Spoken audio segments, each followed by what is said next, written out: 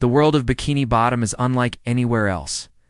At the bottom of the Pacific Ocean, beneath a town built around a giant rusting anchor, yellow sea sponges walk around in square pants.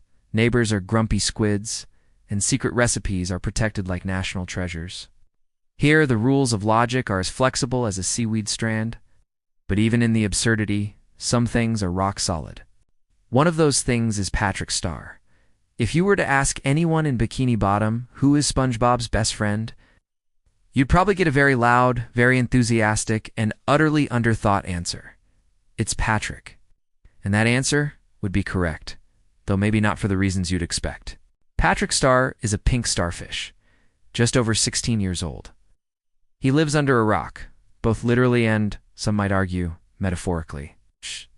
His home is sparsely furnished, a sand floor, a lamp, and well, that's about it. Patrick's idea of interior design is not so much minimalist as it is accidental. But what Patrick lacks in, say, home decor, he more than makes up for in the friendship department. His bond with SpongeBob SquarePants is legendary. A friendship built on jellyfishing, surfing on clams, and somehow turning even the most mundane afternoon into a misadventure. It's less about what they do, and more about how they do it together. For Patrick, life is simple, and that's his superpower. He doesn't overthink things, or, in many moments, think much at all. When their boss at the Krusty Krab is cracking down, or when Squidward is rolling his eyes so hard they might get stuck, Patrick S there with a blank stare and a comment that S either brilliantly insightful or utterly baffling. If SpongeBob's optimism is a flame, Patrick is the ocean breeze that makes it flicker, but never goes out. You get the feeling they've grown up in Bikini Bottom since forever, making up games only they understand. Sometimes Patrick brings the ideas like inventing the sport of extreme sausage slapping. Sometimes he's just along for the ride. Like when they compete for Employee of the Month at a restaurant they and even both technically work for. And through it all, SpongeBob relies on him. Maybe it's because Patrick always says yes to any adventure, or maybe it's because, unlike nearly anyone else in Bikini Bottom, Patrick never tells SpongeBob to grow up. Sometimes, of course, Patrick is the problem. There was the time he lost their prize jellyfishing nets, or the time his advice led to utter disaster at boating school.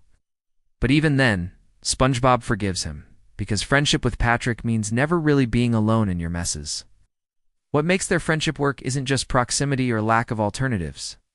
It's that Patrick genuinely loves being SpongeBob's friend, cheers him on, comforts him over lost spatulas or missing snail food, and shows up even when he doesn't really understand what's going on, maybe especially then.